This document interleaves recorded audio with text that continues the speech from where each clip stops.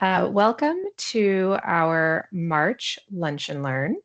Today we are going to be giving a recap of GT Ignite and Alliance. We've got a lot of content, some fun recaps, and a lot of guest stars participating with me today.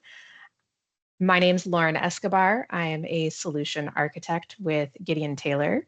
If you happened to be at Alliance or GT Ignite, you may have seen me. I am not going to be the sole and only talking head today, but as we pull other folks in, we'll introduce them as we go. Here's our agenda for today's session. I'm not going to just be presenting content at you. I want to keep this kind of light and fun. If you have questions, please feel free to pop those into the Q&A, and we'll keep an eye on that and see what we can do about getting those answered for you. And please stick around to the end. We have a poll for the future Lunch and Learn sessions that you can participate in and influence what we do next. We're going to give you just a really brief overview of some of the product roadmap things that we talked about with our GT Ignite participants. We've got up and coming features for IDA, for Web UX, and eForms. We are going to give you an overview of some competitions we ran at the conference, which included a friendly CSS styling challenge, more to come on that, and a GT eForms feature bracket battle, and the winning feature of that bracket will be developed next. So if you didn't get a chance to participate, we'll at least share the results with you, and you can weigh in for future features. Like I mentioned, we're going to have that poll at the end with the future LNL, and then we have Paul Taylor on the line as well for President's Minute. So let's get started. So just as a real quick review, this was our very first GT Ignite at Alliance, and for combined attendance, we had 1,200 who registered for both Alliance and Ignite, and 124 registered for just Ignite.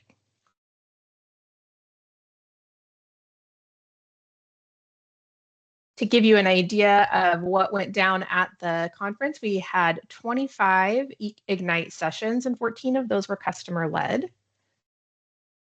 It was a total of 24 hours of content. We had dozens of presenters.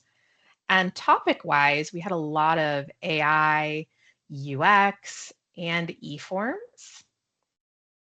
We also found accessibility to be a hot topic at the conference, OCI migration, cloud, which we'll talk a little bit more later, and even vanilla PeopleSoft features. Andrew, are you on the call today? I am on the call. Hi, welcome, Andrew. So Andrew, can you tell us a little bit about some of the most exciting IDA features that were introduced or reviewed at the conference? Yeah, absolutely. You know, historically, chatbots and IDA included were great at questions and answers. You might want to automate when users need help. You know, how do I find my financial aid? How do I look for an account balance, right? How do I reset my password? It was one question in, one answer out. That was great. That's kind of level one, automating level one help, right? Well, IDA is now moving up that ladder to what I would call level two help, having more human-like interactive conversations, being able to think and reason about data. So in this screenshot itself, you can see the user simply asking how they're doing in school, and IDA's smart enough to know what data points support making a declaration of student success. It's going to source GPA information. It's going to source recent classes, grades, maybe assignments from Canvas, and it's doing this all autonomously. And it can actually give you advice. These are the trends I'm seeing. This is what you should focus on. And this works really well with course discovery, choosing majors, transferring, so advising-like tasks. So we're going from the basic help desk type help to more like advising help. And that's just going to help more students more often in the middle of the night so they can get back to what they need to focus on. That's awesome.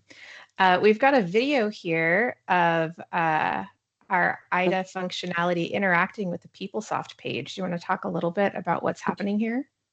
Yeah, we have clients out there that buy actual products for the sole purpose of helping people who get stuck in PeopleSoft.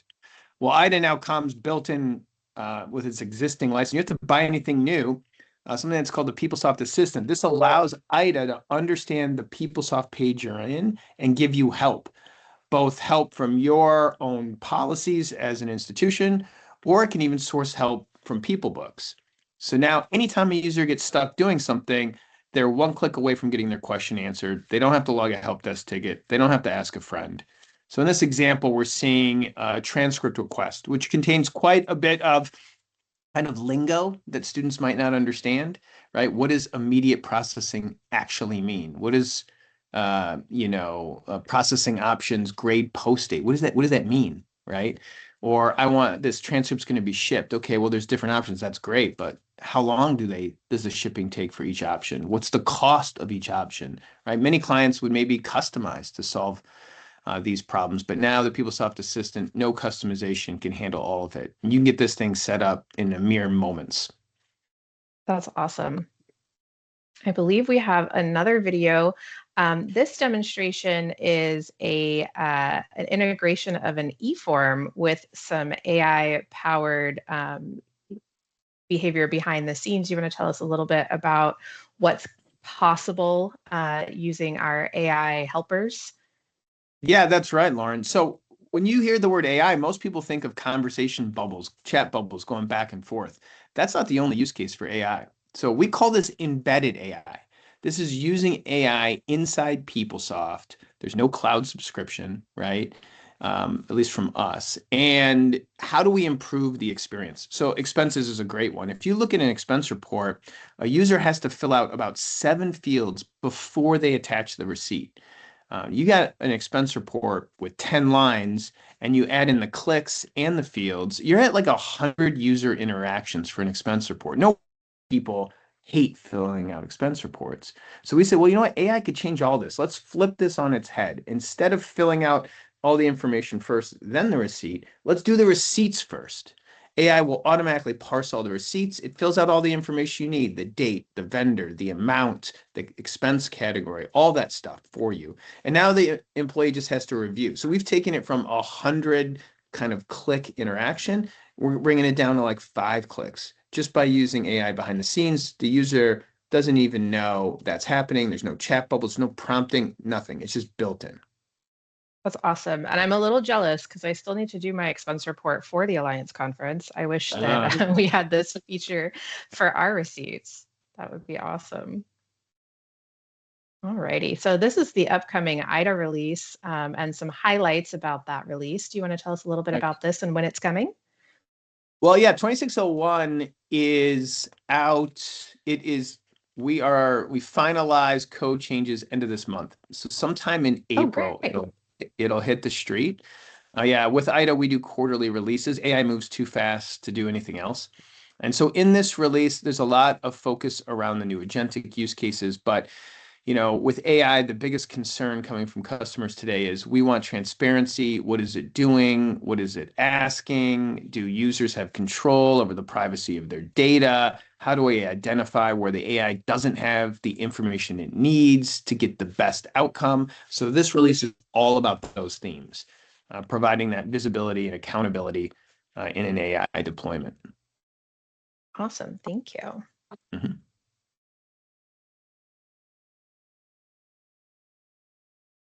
You want me to talk to this as well? Please. Sorry. Yeah, these are the things we're thinking about for the future. We've not slotted specifics into releases yet, but just to get you on the same wavelength as us, we're thinking about this idea that you're going to purchase one AI system and you're going to use it for everything. We believe that's not realistic anymore. Every software vendor is going to release their own AI chatbots, and the name of the game is going to become how well do they work together, right? So multi-agent orchestration is something we're thinking deeply about. I just talked about trust and transparency, so we're going to continue walking down that road. We want folks to not only see the value AI brings, but really truly trust that nothing bad's going to happen. And then finally, LLM provider flexibility. We view large language models much like the browser. If you would have bet a huge institutional project on, Internet Explorer 6 or Firefox, you would probably regretted that decision. So our strategy is we need to be able to plug in large language models in and out because they're going to change every quarter, every year. Who's in the lead? Who has the best features? Is a constantly moving target. We can't predict who the leader is going to be in 5 years. So flexibility is the name of the game. We don't want to be tied to one large language model. That's awesome. All right, I think that's it for IDA, but please stick around because I might have some questions for you when it comes to our web UX progression. Absolutely. So this is just a little bit about where we've been and where we're headed when it comes to web UX. If you're on version 2501, which was released in January of 25, so a little over a year ago now, that release gave us Page Builder, Web UX alerts, and next-gen UI capabilities. Just a couple of months ago, we had the 2601 release, which brought managed content to common content migrations, Web UX alert performance improvements, and an accessibility compliance accelerator. And then coming soon, we will also be bringing additional features to Web UX like Page Builder Studio with AI co-author, AI-driven content surfacing, cross-platform experience consistency, composable UX components, and an expanded widget library. Anything you want to highlight or pick out there, Andrew? Well, I'll just say at 30,000 feet, obviously we put a lot of time and attention into accessibility. We got a tool now that's going to solve 90% of accessible issues in Classic and Fluid. And then we can fine tune the edge cases. Clients can reach out to us and we can help them right now on that. And it's important with the April deadline coming up. The second part is really our vision is you should be able to have a WordPress-like experience in PeopleSoft. All your data is in PeopleSoft, but all your content, your policies, your information is not in PeopleSoft. A user should not have to bounce between two different sites. They shouldn't have to go to an intranet and then to PeopleSoft to get the full picture. They shouldn't have to go to a ticket management system and then to PeopleSoft to get a full picture. We want one-stop shop. So this UX progression is all about kind of bringing a WordPress-like experience and administration into a PeopleSoft environment, running in the PeopleSoft stack, no new technologies, no new security vulnerabilities, no new training, no new servers. And that's our vision, and that's what these releases are all about. Awesome. Thank you for that. Mm-hmm. We've got just a couple examples here of some of the things that are possible with Web UX. I don't want to spend too long going through these videos just because there are a couple of them, but you can see one of our partners here, Tennessee. They've done a really awesome Web UX front portal. It uses IDA as well. Doesn't have that necessarily same look and feel of vanilla PeopleSoft, but it is still all PeopleSoft behind the scenes. No customizations either, Lauren. That's excellent. We just saw, I think, an eForm flash on screen, so they are definitely also an eForms customer.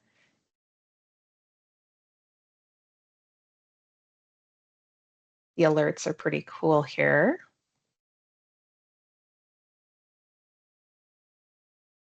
And here you can tell you're on a PeopleSoft screen for sure. That's that classic interface, or not classic necessarily, but a traditional PeopleSoft interface. We've got another example here, the City Colleges of Chicago, who used Web UX to enhance the search experience, I believe, for the course catalog. Is that right? Yep, specifically for their continuing education students. Yeah, exactly. This was an example of using the UX capabilities, mixing it with eForms, and meeting the objective was continuing education should be as easy as checking out at Amazon. That looks great. We've got another example or use case in here. This is UC Path, or the University of California's Office of the President and their HR system. And they have been working behind the scenes on a new transactor dashboard. It's still in development, so it's not live yet, but we've done some really cool things using both Web UX and AI functionality. And one of the ways that we use this is to quickly get folks to the transactional pages that they need to act on.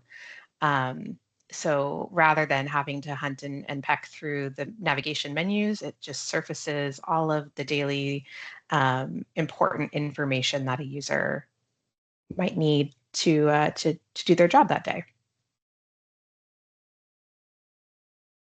All right, thanks so much, Andrew.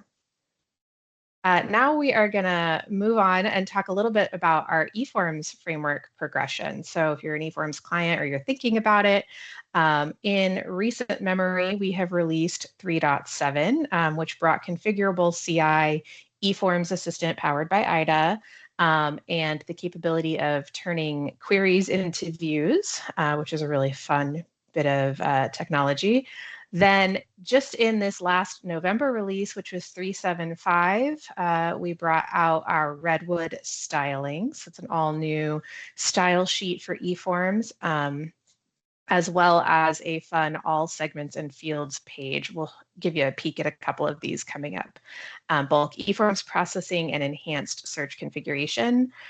In our next release, 3.76, which is coming in May, we have a whole slew of fun new features. So math smart sources have been a huge one that folks have asked for again and again. So those are finally coming in 3.76. We are giving you greater functional control over form ID assignment and whether or not it's visible to folks. We have configurable RegEx validations, which we'll get into here in a minute. eForms Assistant greetings and shared FAQs, and then grid areas or grids as scroll areas. So I believe we have Jay Jorgensen waiting on the line for any questions, but first I wanted to give you a fun peek at our styling tools. So please don't ever do this to your users, but we wanted to show off in kind of a playful way what is possible using just style sheets to reformat and alter the experience of your eForms. So if you were a person who enjoyed doing a little coding on your MySpace page back in the day, you might have a lot of fun with the new CSS style sheet overrides.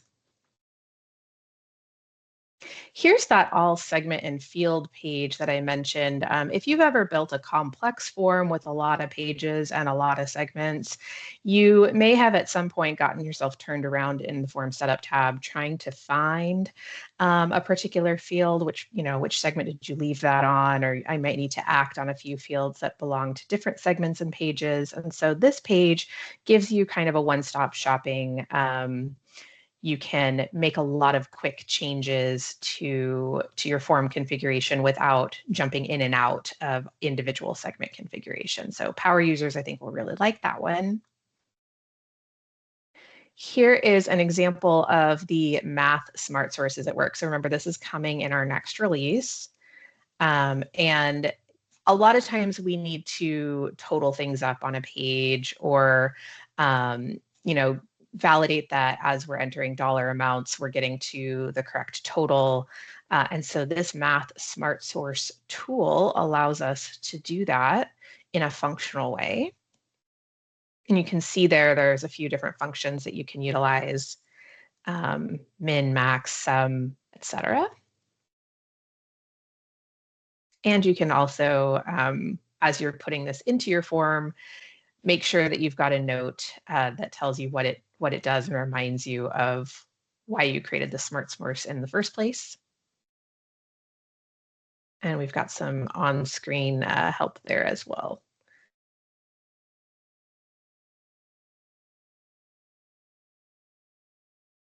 All right, form ID assignment and visibility.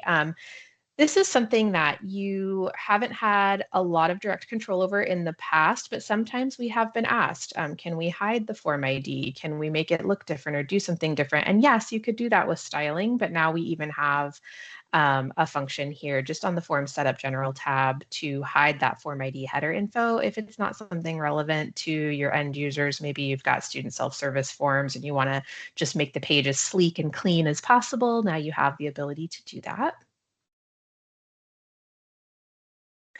And then we have configurable RegEx validations. Jay, do you want to guest star on this slide?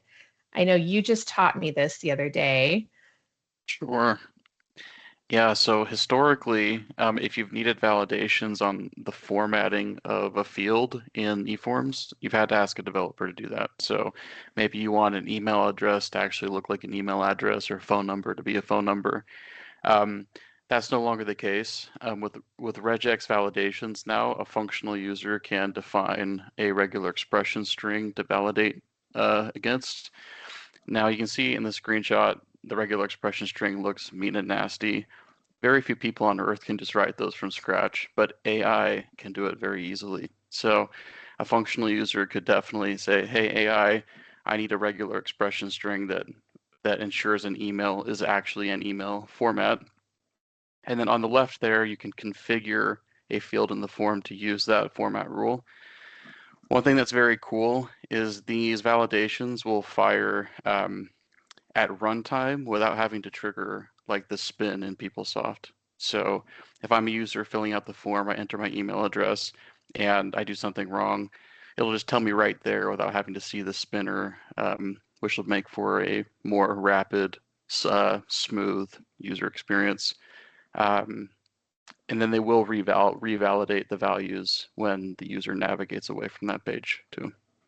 That's really cool. I think that once people get their hands on that, they'll find a lot of cool ways to utilize that. So that's exciting. All righty. So we also shared at the GT Ignite conference some big news about our in the works GT eForms cloud product. And I have Alicia on to tell us a little bit more about that. Alicia, are you there? I am here. Thank you. Yeah. So excited to share. We shared this at the Alliance and Ignite, and I'm excited to also share with the rest of you the future of GT eForms and what's coming soon, which is our GT eForms on cloud, for cloud. You can decide how you want to term that. We've had lots of conversation about it. I think the most important thing to understand when we talk about this product, our cloud product, we are talking about a product that works completely agnostic. It will work with any application that you are on. So we have our PeopleSoft based eForms product. Our cloud product then will work on any platform. So a couple of the key points about to understand what this cloud-based framework and tool set is. It is like our eForms product, the really powerful process automation platform. We empower all of your analysts through configurable form design, pre-population of fields, conditional logic, all of the things that if you're an eForms user, you know and love about our product. All of that type of configurable functionality is will be on this cloud product as well.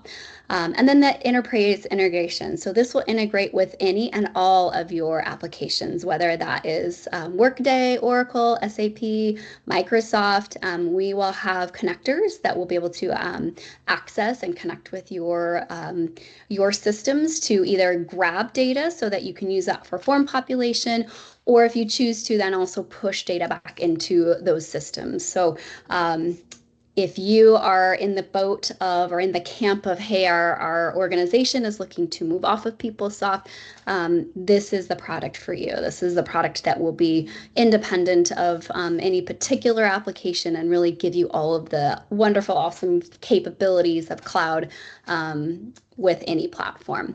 And then last of all is just that it is managed by GT. So we do the hosting, the security, making sure it's compliant, all of that maintenance, and that none of that has to be, that overhead is managed or done by your team. We do all of that for you as part of this product. Awesome. I believe we have some clips in here to give people a flavor for what this looks and feels like. And yeah, if you want to tell us anything cool that's happening on screen. So this first one is the experience from a form user. So this would be somebody coming into the form, the cloud product, and this would be the experience that they would see. So as you see here, we're initially seeing a lot of information. This is connected into a PeopleSoft environment. So we are able to pull in and populate data based upon the individual that's selected. And then you'll see in this demo, it's going to show you when we select the award category that now the award amount is populated. So we see that defaulting that population that's happening, errors being enforced. Over on the right-hand panel, we'll see in just a minute in the demo, it's going to show you what that entering notes in there, but that discussion panel is what would currently be called our comments section, or we have in our current PeopleSoft product, our comments. We'll select a person here again. And you'll see now department ID is populating. We have the ability to make adjustments. You know, we might see in an eForms on PeopleSoft product today.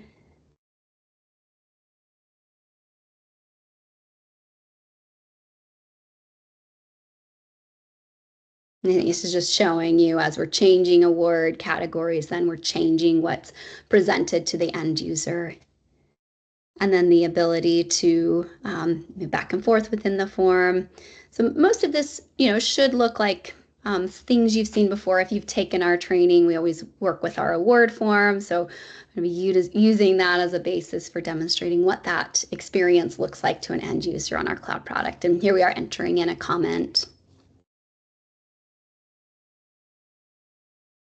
And then we get the section below, we're seeing the comments. We've saved the form then, and then we're able to go into our update task. This is demonstrating where we see the form ID. So it's now showing there under that little information button. We have notifications kicking off. You can configure all of those. So in that case, it's a notification about a saved form, and then able to come in here to our update task and continue working on our saved form. That looks great.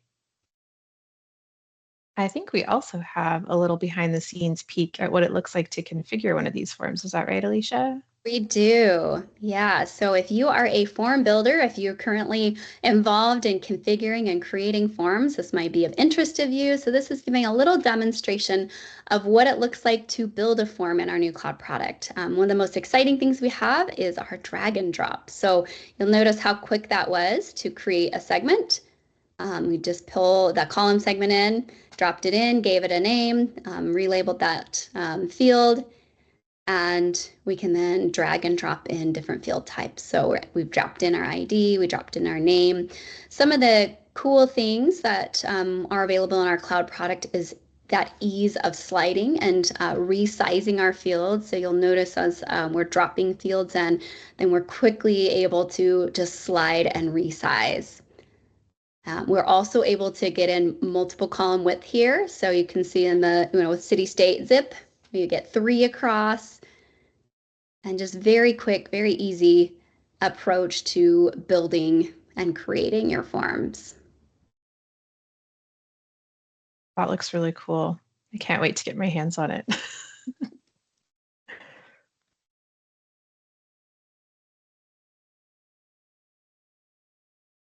It's a lot of different kinds of field types. Are there any that are new or unique to GT Forms for Cloud, or? As of now, they are same as what we have in our current PeopleSoft product. Okay, good to know. And this is showing the connection into PeopleSoft data. So we're able to, with those connectors, then access that data from a PeopleSoft environment and then use that to populate our form. Very cool. Thank you so much, Alicia. Sure thing. Alrighty. So just as a forward look at what's on the horizon for GT Forms for PeopleSoft, we are looking at form setup, UX, and accessibility. Those are both very important things. Agentic AI form creation assistant. If you've ever wished that you could just ask an agentic AI to create you a form, that is, on our minds as well, possibly on the horizon. Agentic AI form approvers. So this would be almost an evolution of the GT eForms robot if you're using that. The workflow and the visualizer, enhancing those. We get lots of requests to make those prettier or to have more control over how that presents than what PeopleSoft natively does for AWE workflow. And then greater display flexibility for forms. So I loved how Alicia shared that in the cloud product, we have a little bit more flexibility over placement of fields and how things flow. So that's also on our mind and on the horizon for the future. Jay, do you happen to still be around? I was hoping you could talk a little bit to this accessibility assessment tool. Yeah, sure. Awesome. So we mentioned a little bit briefly earlier in the meeting today, but GT now offers what we call our WCAG Compliance Accelerator. And the idea is that it will solve a lot of the low-hanging fruit accessibility problems on PeopleSoft Classic pages, on every Classic page without customizing PeopleSoft or anything like that. As part of that, we have this accessibility assessment package, which includes those 4 items. So the first thing is we'll run a report on a set of Classic pages in your environment, show you what was wrong with them and as it pertains to WCAG accessibility. Then you get our compliance accelerator to run on all of your pages. Then number 3 would be, after we've run that tool, you can see everything that was resolved with it. And then additionally, a roadmap to get closer to full accessibility compliance in PeopleSoft down the road. Yeah, that is it. Awesome. That is a very hot topic. We heard a lot about accessibility at the conference as people are kind of trying to meet that April deadline. And we have, I think, a special offer to share with the folks who are part of this Lunch and Learn today. If you would like to get your hands on Accessibility Accelerator, we are offering a 10% discount if you contract with us before the end of this month. And I know that's not a whole lot of calendar days left, but if you are interested, please reach out and let us know. We'd be happy to get you started on that. If you don't want or need the Accessibility Accelerator, we do have another offer for webinar attendees today, which is 15% off on PeopleSoft staffing and consulting engagements if you contract before April 30th. So a little bit more lead time on this one if you are interested in any sort of generalized PeopleSoft staffing and consulting.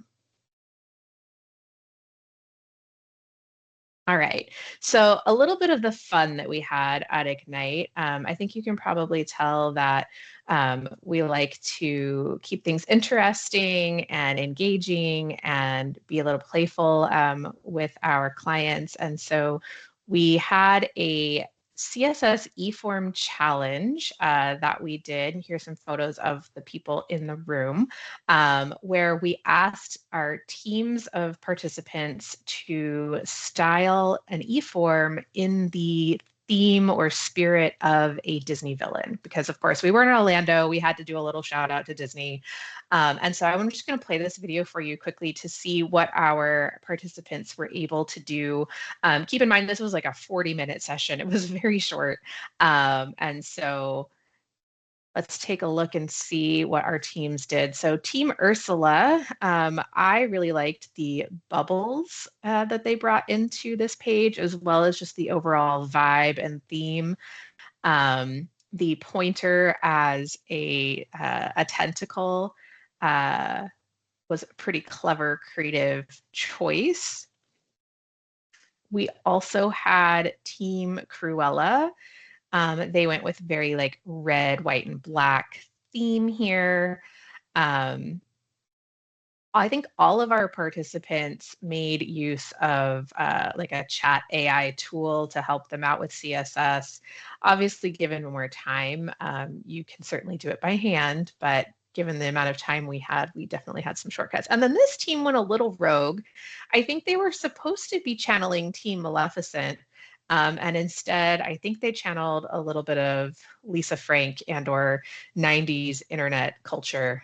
So we have our flying cat, as well as our polka dot background and those delightful shaded boxes that give you that 3D button feel. And then lastly, we had Team Jafar. Team Jafar has this, I believe it was supposed to be a phoenix, although there was some debate as to whether it might have been a fox.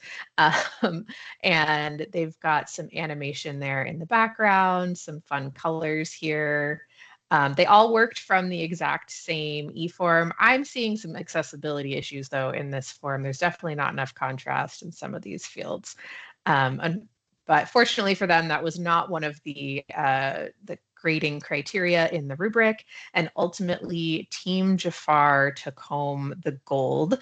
And so they won a little prize and bragging rights. And it was a lot of fun.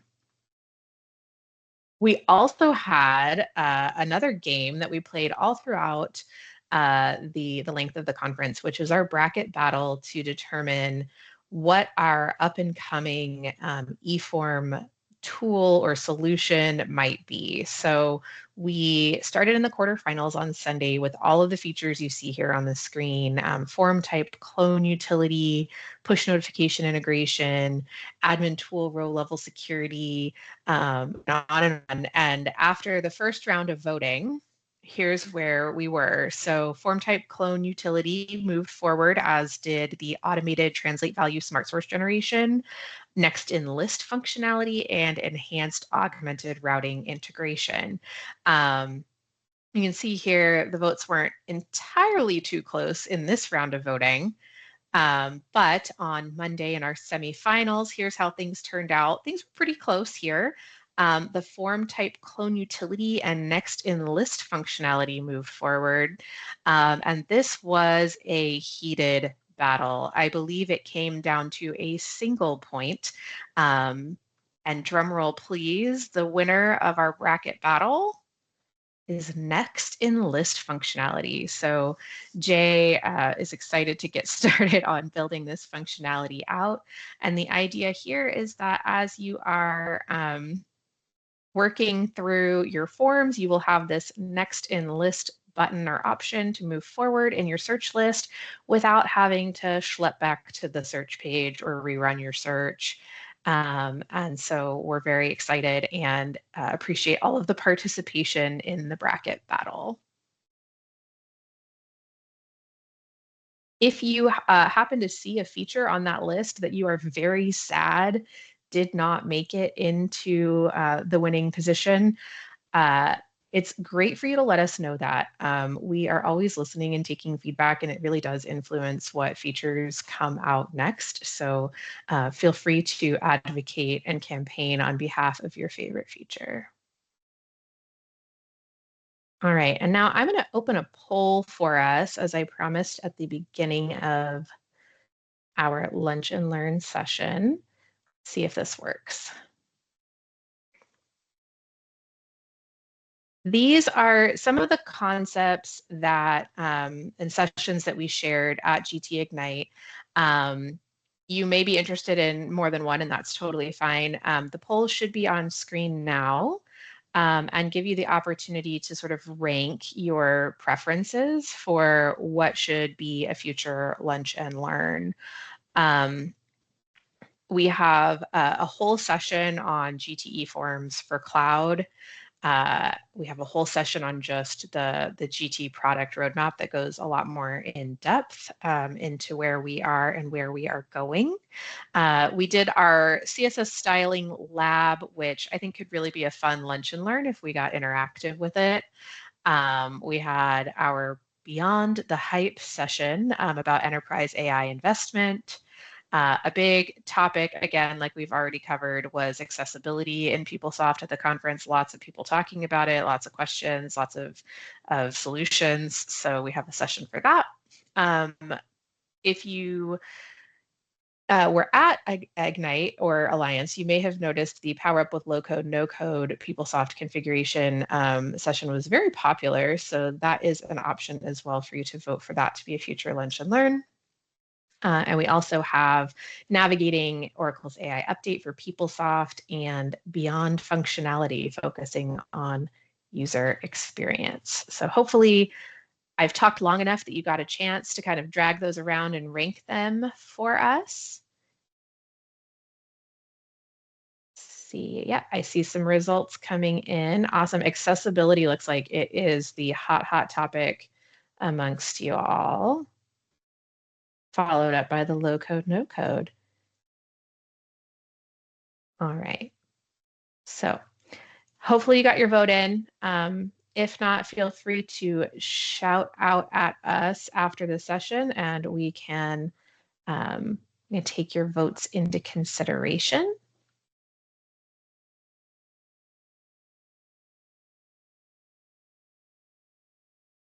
And now I want to invite Paul. Paul, are you on?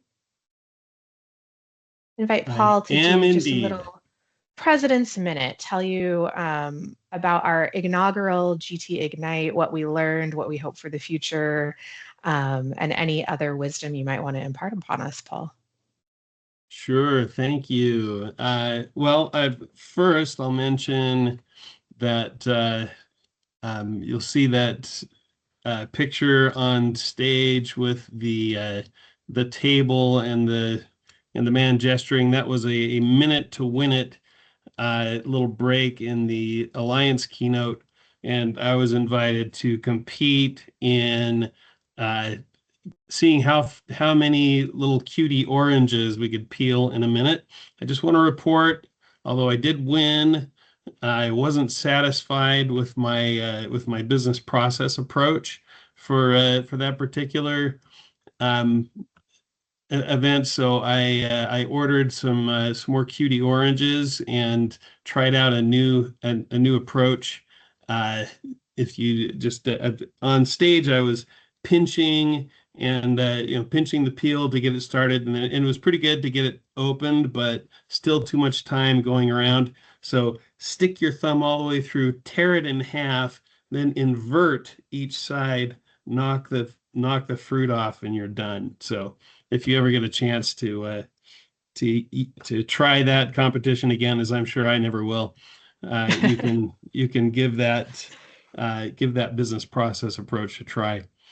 That's exactly the kind of wisdom I was expecting you to share. I was thinking that I would start with the most important stuff to go from there. Overall, this was just a fantastic experience.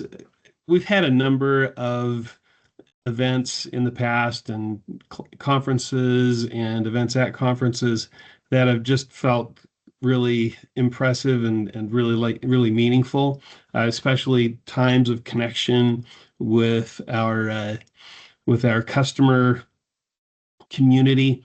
This was just really magical in that respect. It just felt like coming together of so many people who are committed to making things better. And my keynote for the Ignite portion was focused on transformation. The idea was transformation begins today. Lessons from the Phoenix. And that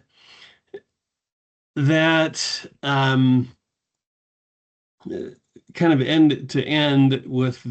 begin with the ending, I extended an invitation to those who were there to basically commit to investing in transformation for the rest of their careers to some extent, to decide, okay, how many hours a week or what percentage of my work life am I going to commit to transformation, to finding better ways of doing the work that we do. finding more efficient, more effective ways to accomplish things.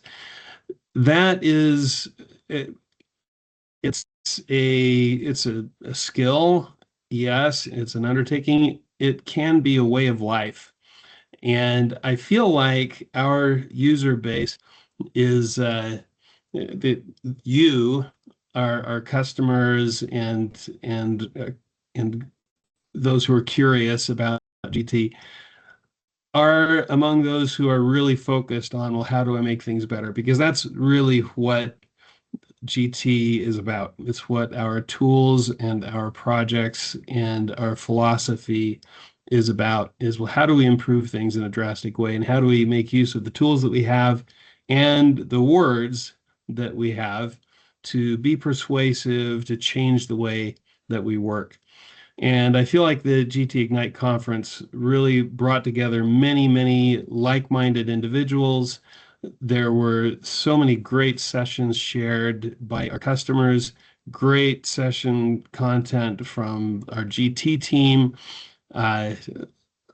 We had, Alicia is on the line. She really headlined or took charge of making this inaugural Ignite conference amazing. And I think that we had a fantastic experience. So I would extend that same invitation to you if you didn't hear it at the conference. Consider what can you do that, or how much of your work life do you want to give to transformation? We have to make plans if that's going to happen. And as I pointed out, not all of us are in a position where we can just make a decision that this is how we're going to change this business process, or this is how we're going to change this organization. But all of us can make a proposal. Anybody can write a proposal and submit it. And investing in transformation is a great way both to improve our work lives, to bring fresh ideas and interesting approaches to our work. It's also a great way to move our careers forward. So those were that was one of the thoughts that I ended with there that I would extend here is make a commitment, decide how much of your work life, the rest of your work life, you're going to spend on transformation. What does that equate to in hours per week? What hours are you going to commit to that? So beyond that, I would say we have a cohesive vision coming together at GT of building a bridge from PeopleSoft to whatever is next. You can transform on PeopleSoft. The advent and rise of AI and the efficiencies and acceleration that you can get in system design and coding just makes it easier to transform where you are and then to take those transformations with you. The biggest part of transformation is the people part. It's changing how people think. It's changing what people do. We talk about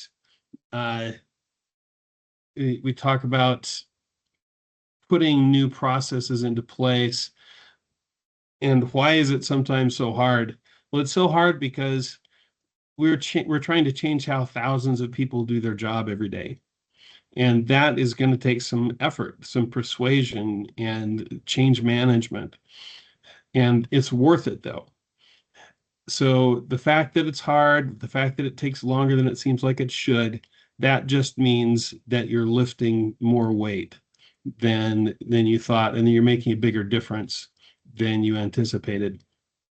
So I just encourage everyone to lean in and keep going. Sorry, I got back onto my keynote track, but I wanted to emphasize our goal is to create a bridge and a process so that you can begin transforming on PeopleSoft and continue transforming through a replatforming project if that's in your future. and continue transforming seamlessly onto a new platform. Platforms are not the source of transformation. They are a place that transformation happens. The tools are available to transform on any platform, and there is no need to wait. The danger, of course, is if we say, well, we might move off PeopleSoft in 3 years, and so let's not invest anymore in that platform. There's a fundamental mistake being made there. We're saying, again, that transformation is platform specific, but transformation is really organizational, and going through the process of revolutionizing a business process and making a much better way to get work done, that's transferable. You can take that work with you to your next platform. And if instead you say, okay, 3 years, we won't do any major innovations on the PeopleSoft platform, then we'll spend 1.5 or 2 years moving to another platform, and then we'll be exhausted by that move, and it'll be another year or so before we actually get around to building out workflow and building out AI and building out an improved user experience. That's 6 years. We just added up where nothing much changes other than you change the default pages that your users go to. That's too long.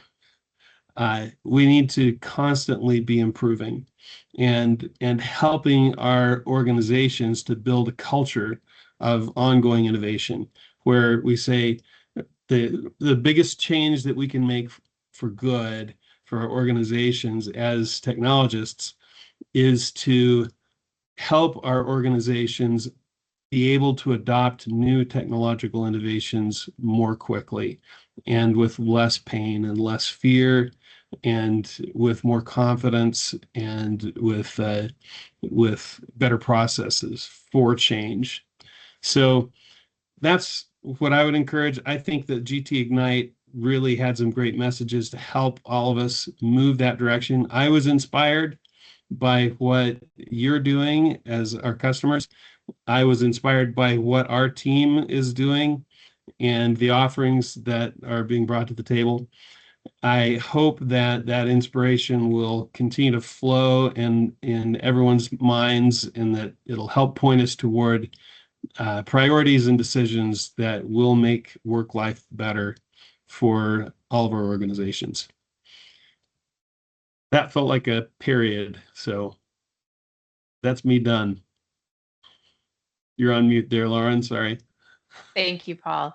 I have good news or bad news. I'm not sure. I think our winning Lunch and Learn vote is now a live demonstration of you peeling cuties. So just be ready for that. I've got some right upstairs. Yes. Thank you again. So just as we close out today's Lunch and Learn, I want to leave you with just a couple of references here. We do have some upcoming sessions and opportunities. So if you are not already, please plan to join us in April and for our May session as well. Looks like we don't have a date on this May session, so we'll get that out to all of you just as soon as we do have that information.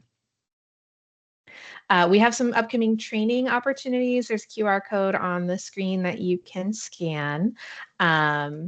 We are already here at the end of March. So we have a couple more opportunities in the month of March, and then quite a few throughout April and May if you're interested in any of these topics. And that is the end of our session today. Thank you so much for joining us, spending your lunch hour with us and learning a little bit about what's coming and the fun that we had at GT Ignite. And we hope that you'll join us in the future if you were not able to. So have a wonderful rest of your day.